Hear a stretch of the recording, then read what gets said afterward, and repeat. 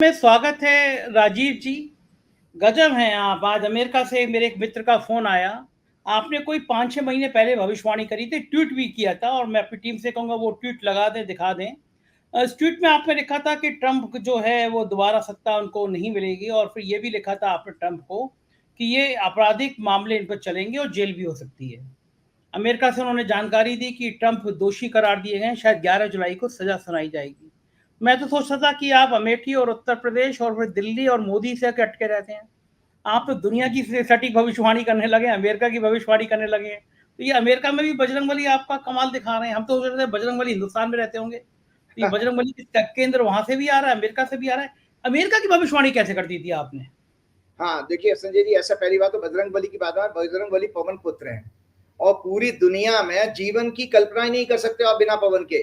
तो पवन पुत्र तो सब जगह व्याप्त, सब जगह है उनका, सब जगह वो उनका स्वामित्व है, वो पूरे संसार के राजा हैं। अब आता हूँ अमेरिका की भविष्यवाणी की, तो थोड़ा सा मैं करेक्ट करना चाह रहा हूँ। वो भविष्यवाणी 2019 की है। अच्छा, सॉरी सॉरी, हाँ, 2019 की। 27 सितंबर, ट्वीट दिखाइएगा। 27 सितंबर 2019 को शाम को 7:35 पे मैंने भविष्यवाणी की थी डोनाल्ड ट्रंप की कि ये किसी तरह के कानूनी झगड़े में फंसेंगे और सेक्स स्कैंडल भी होगा और साथ में ये दूसरा इनको टर्न नहीं मिलेगा। तो पहली भविष्यवाणी तो सिद्ध हो गई कि 2020 के चुनाव में ट्रंप तो बाहर हो गए थे, जबकि हमारे मोदी जी तो अब की बार ट्रंप सरकार का वहां पर रैली भी करके आए थे, शो भी करके आए थे, सब फ्लॉप हो गया। तो अभी अभी जो आप जिस समाचार की बात कर रहे हैं बिल्कुल सच है कि आज के पेपर में ये आया है और ऑनलाइन भी समाचार है कि ट्रंप जो है कन्विक्ट हो गए हैं एक केस में, जिसकी की सजा जो है 11 जुलाई को सुनाई जाएगी। और उस पर हम अगला प्रोग्राम कर लेंगे, लेकिन 11 जुलाई का मैंने गोचर देख लिया, अमेरिका के लिए अच्छा गोचर नहीं है उस समय। कल एग्जिट पोल आ रहे हैं, सबकी सांस रुकी हुई है कि एग्जिट पोल बीजेपी को 200 220 दिखाएंगे या 300 पार दिखाएंगे।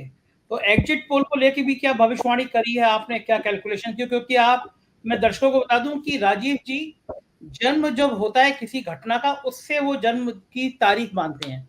तो एग्जिट पोल कल 6:30 से दिखाए जाएंगे, आदेश है चुनाव आयोग का। तो राजीव जी ने माना कि 6:30 पर जो ग्रह नक्षत्र होंगे वो एग्जिट पोल का ग्रह नक्षत्र होंगे। तो राजीव जी बताइए जरा, एग्जिट पोल के भविष्य क्या कहता है? इनका सही रहेगा एग्जिट पोल का भविष्य या गड़बड़ा जाएगा इनका भविष्य? तो पहले तो दर्शक ये देख लें कि चुनाव आयोग की जो लिमिटेशन है वो 6:30 के बाद ही ये एग्जिट पोल कर सकते हैं। तो कल 1 जून को 6:30 की ये कुंडली है, वृश्चिक लगन की कुंडली है और इस कुंडली के अंदर इसका स्वामी मंगल जो है छठवें घर में गया और 7वें घर में बुध, बृहस्पति, शुक्र और सूर्य हैं।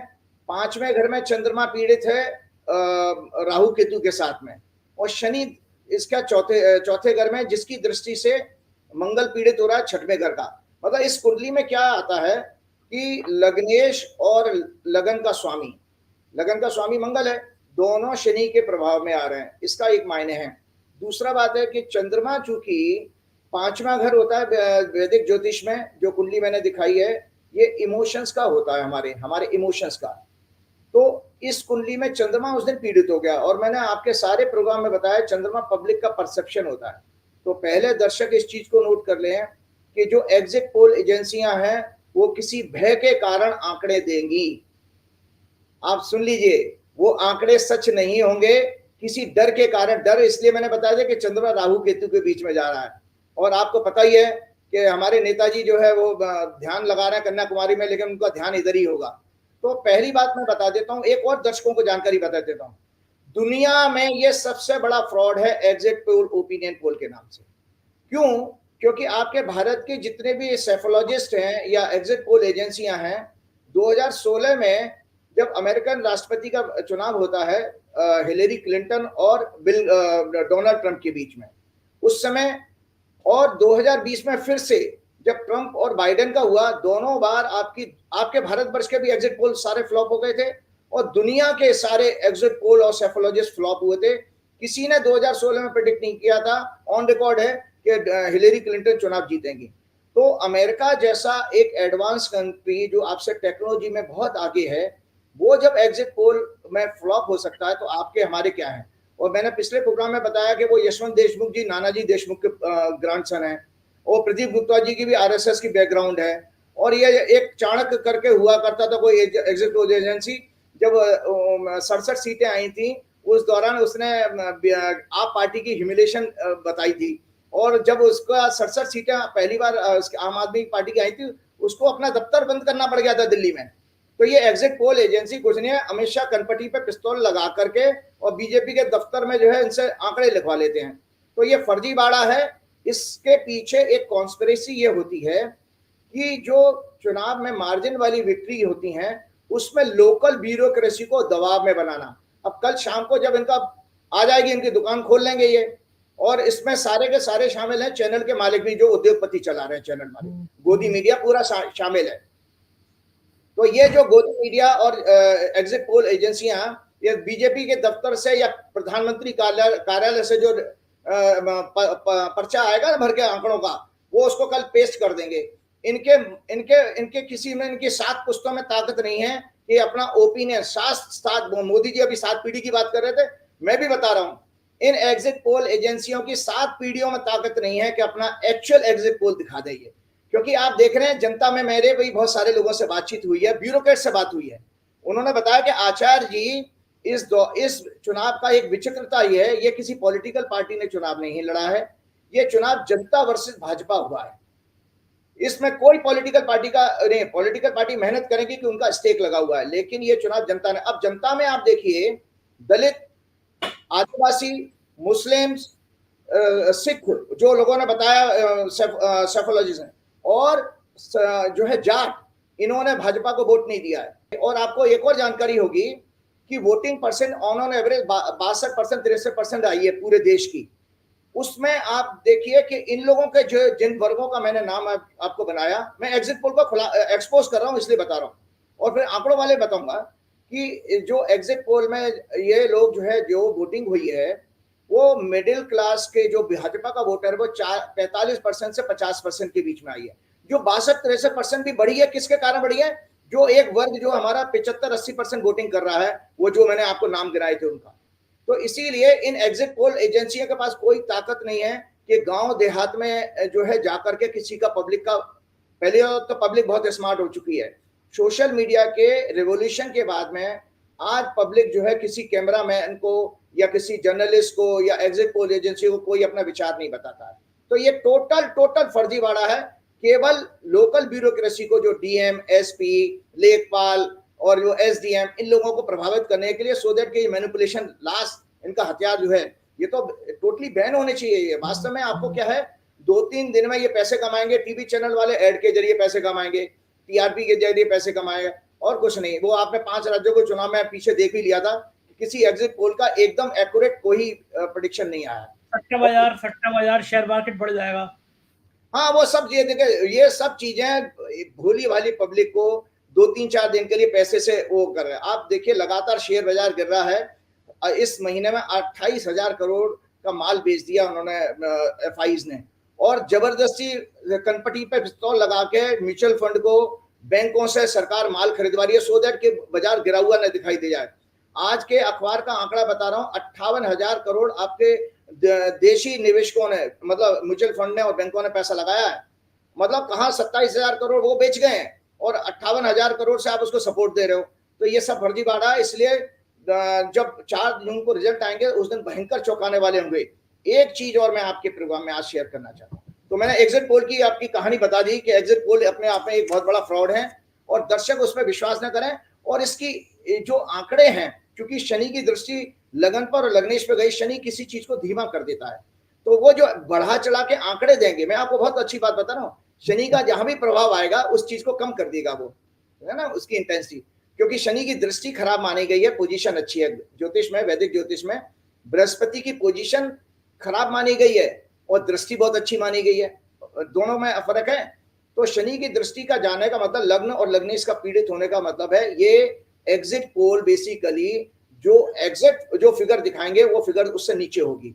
और चंद्रमा चूंकि पीड़ित है, तो ये बेसिकली पब्लिक का मूड जानने में फ्लॉप होंगे, क्योंकि पब्लिक का मूड चंद्रमा होता है, ओपिनियन परसेप्शन उसी से देखते हैं। तो ये मेरी एग्जिट पोल के बारे में आपकी जो है अगर मान लीजिए एग्जिट पोल ही दिखा दें कि बीजेपी को 200 210 आ रही है सीटें, तो फिर आप क्या कहेंगे? उससे भी नीचे चली जाएगी बीजेपी, अरे क्योंकि मर मैं गए, तो अगर नीचे जाएगी, 210 दिखाएं तो उससे यानी जो दिखाएंगे उससे नीचे आएगी। उससे नीचे आएगी, मतलब तो वो एक्चुअल आपने ये कैसे कह दिया कि बीजेपी आएगी? हो सकता है इंडिया गठबंधन भी उससे नीचे दिखाई दे, बीजेपी पे क्यों लागू होगा? अभी आता हूँ ना, दो एक और ये अपने बात को समर्थन देने के लिए दो एक और कुंडीगा, एक चीज और दिखा रहा हूँ आपके लिए, खतरनाक जो है कल एक और ट्रांजिट हो रहा है मंगल का, ये मंगल का ट्रांजिट है भैया कल। एक सेकंड, एक सेकंड, इस मंगल का कुछ अमित शाह जी से मोदी से ताल्लुक तो नहीं है? कुछ कुछ ऐसी ऐसी बात बोल दो फिर आप। उनसे भी है, उनसे भी है। ये अरे मतलब 15 फिर आप कोई बवाल बात बोल दोगे। ये 3:37 पर कल, जब आपकी वोटिंग भी पूरी नहीं हो पाई होगी, तब मंगल जो है कल राशि बदल रहा है, मेष राशि में जा रहा है, शनि से पीड़ित होगा, मेष राशि में जा रहा है, शनि से पीड़ित होगा, भयंकर बवाल आ रहा है, जो मैंने पिछले प्रोग्राम में भी आपके बता दिया था, क्योंकि ये मंगल भारत की कुंडली में, जो आपके आप दर्शकों को दिखाइएगा, भारत की कुंडली में छठवें घर पर इलेक्शन के हाउस को, इलेक्शन के परिणामों को देख रहा है। और सुनिए, ये मंगल की चौथी दृष्टि मीडिया के घर पे भी आई, मीडिया वालों की भी पिटाई होने का योग बन रहा है इस समय। अरे यहाँ पंडित जी कैसी बातें करते हैं आप? क्यों पत्रकारों के पीछे पड़ गए? आप अमित शाह मोदी तक रहो, सही है, लेकिन ये पत्रकारों की पिटाई कहां से ले आए आप? वही क्यों वही पिटेंगे? वही तीसरा घर भी इसी मंगल से पीड़ित हो रहा है। ज्योतिष का फंडामेंटल सिद्धांत है कि अगर पाप ग्रह दूसरे पाप ग्रह से पीड़ित हो जाता है तो वो बहुत ज्यादा खतरनाक, डिवास्टेटिंग हो जाता है, मतलब अति क्रूर हो जाता है। उसकी मंगल की चौथी दृष्टि तीसरे घर पे, तीसरे घर से किसी भी के लिए कम्युनिकेशन और मीडिया देखा जाता है। और मतलब गोदी मीडिया वालों के चप्पलें पड़ेंगी? बिल्कुल बिल्कुल, चप्पलें पड़े या कुछ उनको दौड़ाया जाए, भाई चप्पलें पड़ने की बात नहीं है, वो तो एक मुहावरा हो गया, लेकिन वो दौड़ाया जाएगा, क्योंकि वो अभी भी चुनाव के टाइम में भी देखिए रिपोर्टिंग नहीं कर पाए हैं। आप लोगों को पता है, गांव गांव से खदेड़े गए हैं, उनकी रिपोर्टिंग एसी कमरों में बैठ करके हुई है, आप सभी जानते हैं इस चीज को। तो मैं इसमें बताना चाह रहा हूं कि ये तुला लगन बना उस समय, जिस समय ये मंगल राशि बदल रहा है, तो हमने एक लगन बना लिया, जैसे हम अमूमन आपको बताते हैं कि जिस समय कोई ग्रह, इसको कहते हैं दशा प्रवेश, कि ग्रह प्रवेश है, कि मतलब एक ग्रह ने राशि बदली तो उस समय क्या कुंडली बनी। तो इसके छठवें घर में चंद्रमा राहु, पांचवें घर में शनि, सातवें घर में मंगल और आठवें घर में सूर्य, शुक्र, बृहस्पति और बुध होंगे। इस कुंडली में ग्रह प्रवेश, जो मंगल के राशि परिवर्तन की जो कुंडली बन रही है, उसमें 10वें घर का स्वामी चंद्रमा, 10वां घर कहीं भी आप आ जाए, नोट कर लीजिए, रख लीजिए, वो सत्ता का होता है, और सत्ता के घर का स्वामी चंद्रमा छठवें घर में पीड़ित है। तो मंगल की राशि का परिवर्तन भी ये बता रहा है कि जो सत्ता में बैठे लोग हैं उनके लिए भयंकर घोर मानसिक कष्ट का योग बन रहा है कल, घोर मानसिक कष्ट का योग। अब इसको सपोर्ट और करता हूं, मैंने आपकी कुंडली में दिखाया, दिखाइएगा, ये भाजपा की वार्षिक फल है, जो आपने पिछले 2-3 प्रोग्राम में भी दिखाई है। ये भाजपा का जो वार्षिक फल है, मतलब जो एनुअल, और उसको भाजपा की स्थापना दर्शकों को पता ही है कि 6 अप्रैल 1980 को हुई थी।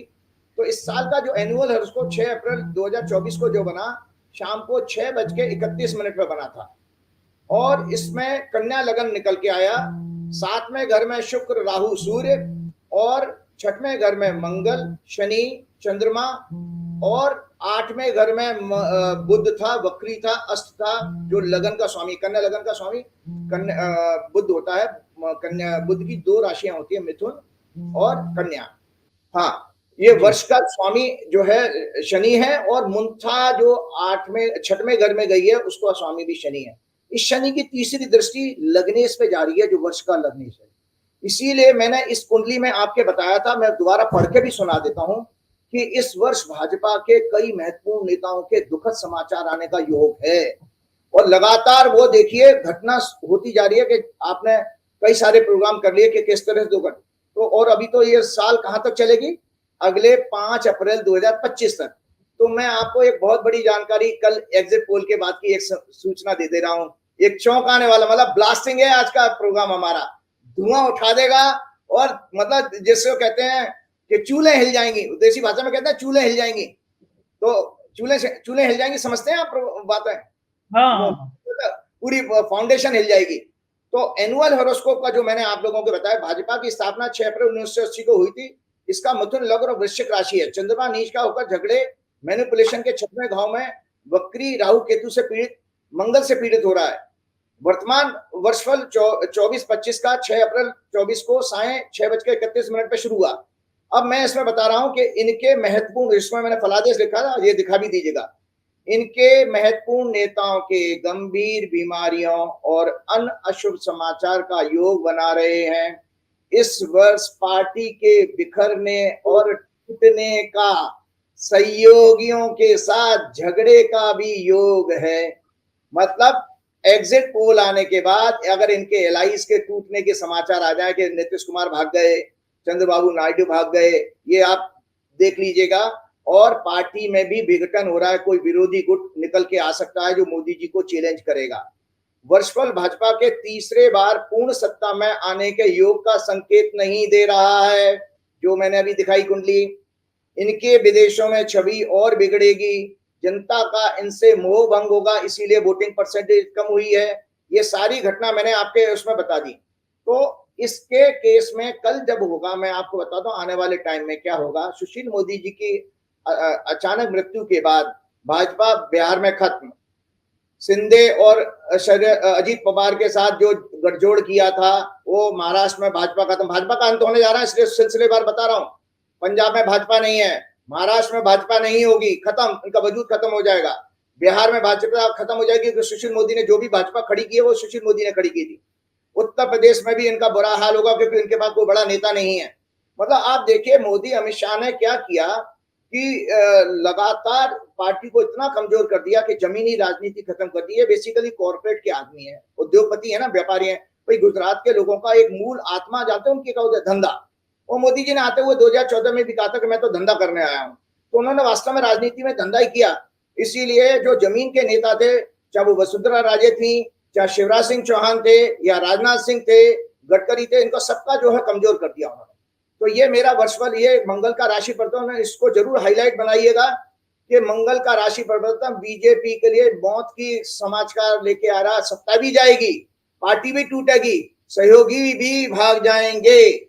और इसके लिए आपको बता दूं, चूंकि जो वर्षफल मैंने दिखाया, मैं कुंडली दोबारा नहीं दिखाऊंगा, केवल संकेत दे दूंगा। अमित शाह की भी यही कुंडली है, कन्या लगन की कुंडली।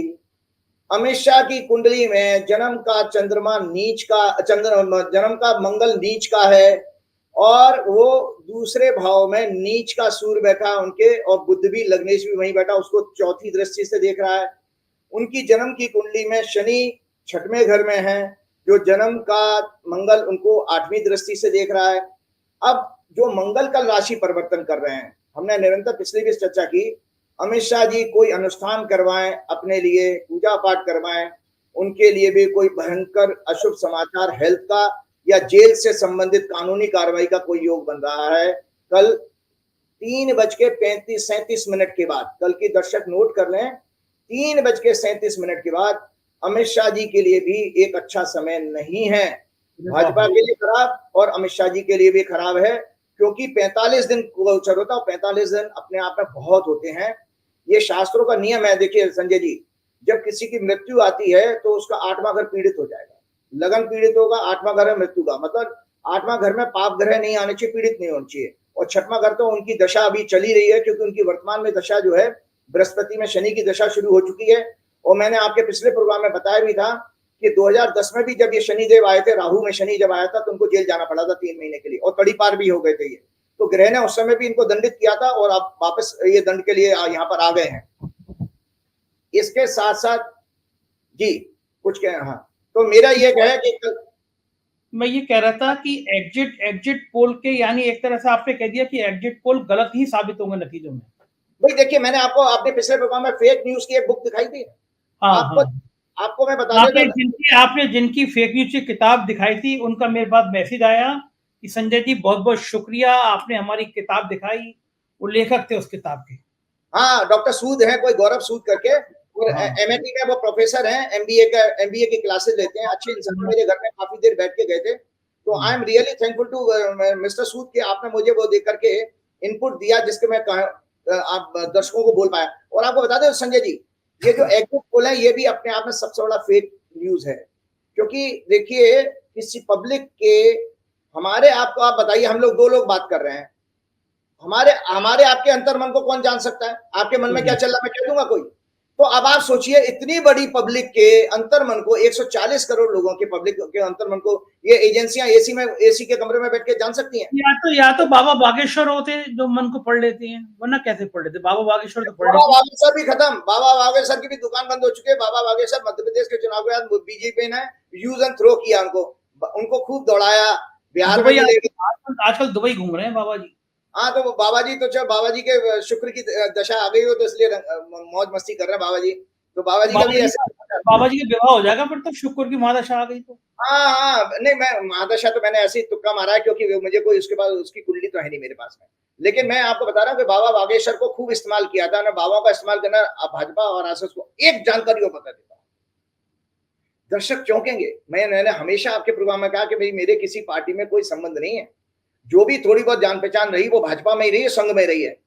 संघ के बहुत सारे लोग मेरे संपर्क में है, भाजपा के बहुत सारे लोग मेरे संपर्क में है। वो ये कह रहे हैं कृपया करके इन लोगों से हमें बचा लीजिए, पार्टी बचा लीजिए। तो वो मेरे से आशीर्वाद लेने आ रहे हैं, मेरे से पूछ रहे हैं, और मैं उनका बहुत बड़ा, वो मेरे सारे के सारे लोग मेरे फैन हो चुके हैं, बीजेपी के लोग। बीजेपी आप तो इंटरनेशनल स्टार हो गए, ध्यान रखिएगा, भूल भाल मत जाइएगा। हमें अमेरिका से, लंदन से आपकी जो डिमांड आ रही है, भूल भाल मत जाइएगा। किसी ने मेरे को व्हाट्सएप पे मैसेज किया कि भाई आचार्य जी, जरा अगर कोई अगला प्रोग्राम हो तो उसमें हमारे मोदी जी जो ध्यान लगा रहे हैं उसमें भी कोई जरा सा बोलिएगा। देखिए देखिए, एक बात तो है, मोदी जी ने खुद बता दिया, ये रहस्य खोल दिया, खोलते नहीं लेकिन उन्होंने बता दिया कि वो अवतार हैं, भगवान के सीधे अवतार हैं, बायोलॉजिकल पैदा नहीं हुए। अब देखिए, भगवान का अवतार ध्यान लगा रहा है तो पावर आई जाएगी ना। ये एग्जिट पोल नतीजे तो फिर चाहे ईवीएम में जादू हो जाए, कुछ हो जाए, फिर तो सरकार बनी जाएगी ना, अगर ऐसे ध्यान लगा रहे हैं तो। नहीं, कोई ईवीएम में पहली बात दर्शकों को मैं बता देता हूँ, क्योंकि मेरा काम धर्म संस्कृति के जो मतलब उसका जो ओरिजिनल प्योर स्वरूप है उसको बताने का है। पहली बात आपको बता दूं कि मनुष्य को भगवान बनाने का जो कंसेप्ट चला था वो पुराण से चला, पौराणिक पीरियड से। पौराणिक पीरियड कब आया? जब आपके राम जी आए हैं, वरना वेदों में भगवान, मनुष्य को भगवान नहीं कहा गया है। तो आपको मैं बता देता हूँ भगवान के लिए व्याख्या वेद क्या करते हैं, दर्शक सुनेंगे। हम लोगों ने अज्ञानवश जो ईश्वर के विभिन्न रूपों की कल्पना की है वह असत्य है और वेद विरुद्ध है। वेद ने ईश्वर को निराकार माना है। यजुर्वेद के 40वें अध्याय का अंतिम भाग ईश्वर के स्वरूप का वर्णन करता है। ईश्वर कौन है वेद के अनुसार? जिसके गुण, कर्म, स्वभाव और स्वरूप सत्य है। मोदी जी के है ही नहीं, मोदी जी तो झूठों का पुलंदा है। जो केवल चेतन मात्र, मोदी जी की चेतना ही नहीं है, वो गालियां देने से लेके जाना, चेतना तो उनकी कमजोर हो गई है। जो एक अद्वितीय सर्वशक्तिमान निराकार सर्वत्र अनादि अनंत है, जिसका स्वभाव अविनाशी है, ज्ञानी, आनंद, शुद्ध, न्यायकारी, दयालु, अजन्मा है, जिसका कर्म जगत की उत्पत्ति, पालन और विनाश करना है, सभी जीवों को पाप पुण्य के फल उचित समय पर देना है, उसको ईश्वर कहते हैं। ईश्वर का स्वरूप वेद कहते हैं सत्य स्वरूप है, ज्ञान स्वरूप है, आनंद स्वरूप है, चेतन स्वरूप है, शुद्ध स्वरूप प्रकाश रूप है और सच्चिदानंद है, स्वरूपों वाला है। ये ईश्वर के सभी गुण कभी भी किसी स्थिति में बदलते नहीं है। तो जो ईश्वर की व्याख्या वेद कर रहे हैं मैं आपको समझा देता हूँ। ईश्वर सत्य का स्वरूप है, मोदी जी असत्य हैं, पैर के नाखून से उनकी डिग्री नकली, उनका जो है चाय बेचना वाला नकली, तो वो असत्य हैं। ज्ञान उनको है नहीं, पढ़े लिखे ही नहीं है। आनंद उनके अंदर है नहीं, कि जो आनंद वो होता है वो आदमी इतना विचलित नहीं होता कि कल के पंजाब की रैली में वो तो 7 पीढ़ियों की धमकी भी देने, गुंडे की तरह से धमकी देने लगे। वो तो कल आपने देखा उन्होंने कहा कि 7 पीढ़ियों के वो खोल दूंगा, 7 पुस्तकों के, कितना वो धमकी देने लगे। मुजरा फुजरा जाने कैसी बातें करते हैं। चेतना स्वरूप वो है ही नहीं, शुद्ध वो है ही नहीं, प्रकाश उनके अंदर है ही नहीं। वो तो सब प्रकाश जो है नकली है। वो अरबों खरबों रुपए की कॉर्पोरेट की ब्रांडिंग है, जैसे माल बेचती है ना मल्टीनेशनल कंपनियां, तो वो मल्टीनेशनल कंपनियों का तो एक ब्रांड है बेसिकली। और आपको बताऊं मोदी जी ने जो राजनीति की है वो बेसिकली उस राजनीति का, संजय जी, अब अंत होने वाला है। मोदी जी राजनीति, आपको बता देता हूं, आजाद भारत में गुजरात के कोई बहुत बड़े आजादी के बाद बड़े नेता नहीं हुए हैं। एक मोरारजी देसाई जरूर हुए थे, उसके अलावा नहीं हो, क्योंकि मूलतः गुजराती जो है बेसिकली व्यापार में ज्यादा एक्सपर्ट हुए हैं। मोदी जी पहले आए तो मोदी जी व्यापारियों का सहारा लेके आए, तो उन्होंने अपनी पूरी अच्छी खासी ब्रांडिंग कर ली है। तो अब जाने दीजिए, लेकिन जो ध्यान की परिभाषा में आपको बताता हूं, पहली बात मैं आपको बता देता हूँ, एक जीवन में हम लोगों को अगला प्रोग्राम करेंगे कभी मेडिटेशन करने के लिए। मेडिटेशन क्या है? बेसिकली चित्त की वृत्ति। योग शास्त्र में जो आपकी ये योग शास्त्र की, ये पतंजलि की योग प्रदीप का है, ये देखिए। इसमें दूसरे मंत्र में महर्षि पतंजलि कहते हैं योग चित्त वृत्ति निरोध है। यहाँ योग का अर्थ ध्यान से माना गया है कि जब तक आप अपने मन की वृत्तियों को, मतलब थॉट वेव्स को कंट्रोल करना नहीं जानोगे, तब तक आपका योग नहीं हो सकता। तो योग करने के लिए जो आपको पता है, योग के जो अष्टांग योग है, योग ध्यान तक पहुंचने के, यम नियम आसन प्राणायाम प्रत्याहार धारणा ध्यान समाधि, ध्यान 7वां सीढ़ी है। वहां तक पहुंचने के लिए आपको अपना कैरेक्टर बनाना पड़ता है, जो मोदी जी के अंदर नहीं है। तो यम जो है पहले बताया गया, अहिंसा। मोदी जी तो हिंसा की बात करते हैं, सत्य, झूठ बोलते हैं, अस्ते, चोरी ना करना। उन्होंने इतनी चोरी करी है, इतने एमएलए को खरीद खरोद करके दूसरों की गिरी सरकार है। ये चोरी का उदाहरण समझिए। चोरी केवल पैसे की चोरी नहीं होती है। आपने अगर किसी के विचारों की चोरी करी, किसी का आइडिया चुरा लिया, किसी की बुक्स का कॉपीराइट कर लिया, ये आर्टिकल लेकर के कट एंड पेस्ट, ये भी चोरी का उदाहरण। चोरी ना करना, ब्रह्मचर्य अपरिग्रह, मतलब संचय ना करना आवश्यकता से ज्यादा, ये यम कहे गए हैं। और सत्य और नियम कहे गए हैं, शौच, प्यूरिटी इंटरनल और एक्सटर्नल, संतोष कंटेंटमेंट। मोदी जी के अंदर संतोष नाम की कोई चीज नहीं, ना वो प्यूरिफाइड है। स्वाध्याय सेल्फ रीडिंग उनकी कुछ नहीं है। तब ऑस्टेरिटी कहते हैं, तब कहते हैं अपने आप को वैराग्य में और तकलीफों में तपाना। मोदी जी तो 10 कपड़े बदलते हैं दिन भर में। और मोदी जी जैसा ऐसा लग्जरी में रहने वाला, जिसने जनता के पैसे से हजारों करोड़ के विमान खरीदे, कई लाखों करोड़ों की गाड़ियां खरीदी, उन्होंने पूरा भोगा है 10 साल जम के। इससे ज्यादा कोई भोग नहीं सकता। तो ये मैं आपको इसलिए बात बता रहा हूँ कि पंडित जी, मोदी जी की ऐसी राशि में कौन सा ग्रह है और आपकी राशि में ऐसा कौन सा ग्रह है जो आप मोदी जी से इतने चिढ़ते रहते हैं? नहीं, देखिए वो ऐसा है आपको, हाँ, मोदी जी से चिढ़ने की बात आज बहुत अच्छी दर्शकों को सुना देता हूँ। एक पौराणिक कहानी है रामायण की। रामायण में मारीच हुआ था, आपने सब जानते हैं। मारीच जो है रावण का मामा था। जब सीता जी को हरना था, तो सीता जी को लुभाने के लिए, उनको अट्रैक्ट करने के लिए वो उसको वेश बदलने का अवतार था। पहले राक्षस क्या करते थे, तपस्या करके परमात्मा से ऐसी सिद्धियां मांग लेते थे। सिद्धियां मतलब वरदान। तो उसने वरदान प्राप्त था, रूप बदल लेता था वो। तो सोने का हिरण बन के आया, सीता जी आकर्षित हुई और राम जी उसके पीछे चले गए। और उसके बाद जब उसको तीर मारा, तो उसने पट्टे ने क्या किया, मारीच ने, हे राम, हे सीते, हे सीते, हे सीते की आवाज लगाई। तो वो जो है सीता जी कंफ्यूज हो गए कि हमारे प्रभु राम तो नहीं कष्ट में है, इसलिए वो लक्ष्मण को उन्होंने भेज दिया वहां से। तो उसके बाद रावण आया, चुरा ले गया। तो एक तो मारीच था, एक मारीच का पुत्र हुआ है, उसका नाम था कालनेमी राक्षस। उसको भी पिता की तरह से रूप बदलने का, मतलब वेश बदलने का, उसको भी वरदान प्राप्त था। तो जब लक्ष्मण जी को मेघनाथ के बाण से जब लक्ष्मण जी मूर्छित हो गए, मरणासन थे, उस समय जब उनकी जड़ी बूटी जो हिमालय से लानी थी, तो हनुमान जी को सौंपा गया ये कार्य। तो और समय के बहुत लिमिटेशन थी। तो हनुमान जी जब उड़े हैं रास्ते में, तो उन्होंने देखा एक ब्राह्मण जो है तपस्या कर रहा है, योगी। तो हनुमान जी को रास्ता नहीं समझ में आ रहा था, तो उस योगी के पास पहुंचे। तो रावण ने अपनी ट्रिक इस यहाँ पर भी इस्तेमाल करी है। रावण ने कालनेमी राक्षस से किया कि तुम, भाई समय का गेम था, अगर थोड़ा समय लेट हो जाता तो लक्ष्मण जी के प्राण निकल जाते। तो रावण ने कालनेमी से कहा कि तुम रास्ते में जाना और हनुमान जी को रास्ता भटका देना, गलत रास्ता बता देना। तो जब वो ऐसे वो तपस्या कर रहे थे, ऋषि के रूप में बैठा हुआ था वो कालनेमी राक्षस। तो वो कालनेमी राक्षस से जब वो बोले ब्राह्मण वर, हे ऋषिवर, जो है मुझे हिमालय जाना है, कौन सा रास्ता है? तो अगर वो लेफ्ट में है, तो उसने बताया कालनेमी राक्षस राइट में चले जाओ। तो हनुमान जी दूर तक राइट में चले गए, उनका समय बर्बाद हुआ। फिर हनुमान जी को याद है कि हनुमान जी को तो सिद्धियां प्राप्त थी। हनुमान जी को याद किया, इस बदमाश ने मुझे रास्ते से भटकाया। बाद में हनुमान जी ने उसकी हत्या करी। तो पिता और पुत्र, मारीच और कालनेमी राक्षस। तो मैं आपके दर्शकों को बताना चाहता हूं कि मुझे बहुत सारे लोगों ने, कहना नहीं चाहिए, शंकर सिंह बघेला जैसे बड़े बड़े लोगों ने कहा कि मोदी जी के अंदर वही कालनेमी राक्षस जैसे गुण हैं, रूप बदलने के, इसलिए वो दिन में 10-10 गुण बदल लेते हैं। और ये जो 2 लोग सत्ता में आए हैं, वो लोग एक मामा भांजे, वो मामा और वो रावण का मामा था और रावण का कजिन था कालनेमी राक्षस, मेरा भाई हो गया ना। तो हमारे यहाँ दो अभी भी घूम रहे हैं, जो 2010 से 2014 से सत्ता में आए हैं। वो एक कालनेमी है और एक मारीची है। खैर अब इनके अंत का समय आ गया है। जो मैंने जितनी बातें आपको बताई हैं ये इनका अंत है। और जाते जाते भगवान ने जो कहा है ना, मोदी जी जो ध्यान लगा रहे हैं, मोदी जी का ध्यान नहीं, मोदी जी का ध्यान मोदी जी की आत्मा, मोदी जी के प्राण, मोदी जी की बुद्धि, मोदी जी की 10 इंद्रियां, सब कुछ सत्ता में घुसी हुई हैं। और अगर मोदी जी वास्तव में ध्यान लगाते तो ध्यान की कंडीशन तो यह है कि भाई एकांत में होना चाहिए। भगवान कृष्ण ने स्वयं चैप्टर 6 में ध्यान लगाने के सारे प्रोसेस को समझाया भगवान कृष्ण ने। तो वो भगवान कृष्ण कहते हैं कि जो भगवान कृष्ण ने बहुत अच्छा कहा है कि जो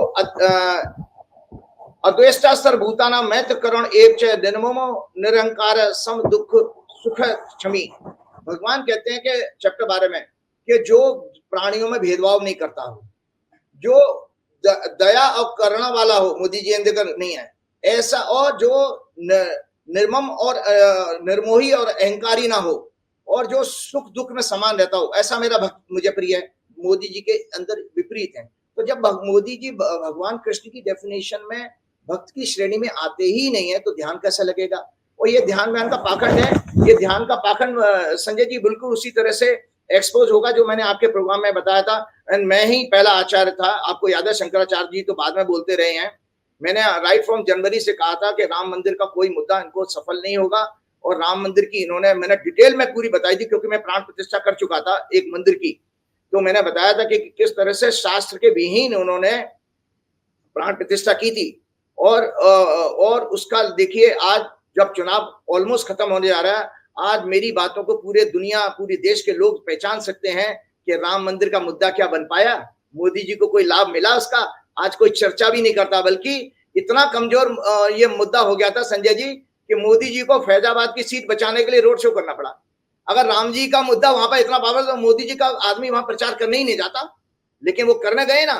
तो इसका मतलब जो है कि वो मुद्दा नहीं काम किया। तो इसी तरह जो मोदी जी का ध्यान का नाटक है, ये भी जनता जनार्दन को रास नहीं आएगा। क्योंकि गीता में दिखाता हूं, गीता में चैप्टर 16 में भगवान ने ये कहा है कि जो अनुष्ठान, ये एक अनुष्ठान है, क्योंकि पूरी टीवी मीडिया उसको दिखा रही है, जो अनुष्ठान पाखंड, छल, कपट और अपनी महिमा मंडन के लिए किए जाते हैं, दर्शक चैप्टर में देख लेंगे भगवान ने क्या कहा है, वो उनको क्षणिक लाभ मिलता है, वो दूरगामी उनको फायदा पहुंचाने वाले नहीं होते हैं। भगवान ने कहा ये ऐसे अनुष्ठान मुझे प्रिय नहीं है। तो जब भगवान को उनका ध्यान पसंद ही नहीं है, लगे बैठे रहो, अपने मस्ती करते रहो, पिकनिक मनाने गए, ठीक है। संकट ते हनुमान चढ़ावे, मन क्रम वचन ध्यान जो लावे। दर्शकों के लिए एक अपील करना चाहता हूं। दर्शकों, लगातार मैं 1 वर्ष से आपके पास आ रहा हूं और अपनी बातें कह रहा हूं, तो याद रखिएगा कैसी विचित्रता है कि चुनाव के परिणाम का जिस दिन चुनाव के परिणाम रिजल्ट आएंगे उस दिन मंगलवार है, 4 जून को मंगलवार है। आप सभी से मेरी प्रार्थना है कि 5 हनुमान चालीसा का पाठ रोज करिए जब तक चुनाव के परिणाम ना हो जाएं। जैसे हनुमान जी ने बहरूपिये, नाटकबाज, नौटंकीबाज, पाखंडी राक्षसों को मारा था, कालनेमी राक्षसों को, इसी तरह से अहंकारी सत्ता का अंत होगा। शर्त यही है कि आपकी प्रार्थना शुद्ध और नियम से होनी चाहिए, टूटे ना। सुबह दोपहर शाम में कभी भी कर लीजिएगा, आगे पीछे हो जाए कोई बात नहीं है, एक साथ बैठ के नहीं कर पा रहे हैं, लेकिन सुबह दोपहर शाम में 5 की संख्या पूरी करिए, 5 हनुमान चालीसा करिए। और देखिए ये सत्ता से वापस जा रहे हैं। संकट ते हनुमान छुड़ावे, मन क्रम वचन ध्यान जो लावे, सब पर राम तपस्वी राजा, तिनके काज सकल तुम साजा। और देवता चित्त न डरई, हनुमत से ही सब चुप करे। हनुमान जी के अलावा मेरे चित्त में कोई दूसरा देवता आता ही नहीं है। कृपा करो गुरुदेव की नाई।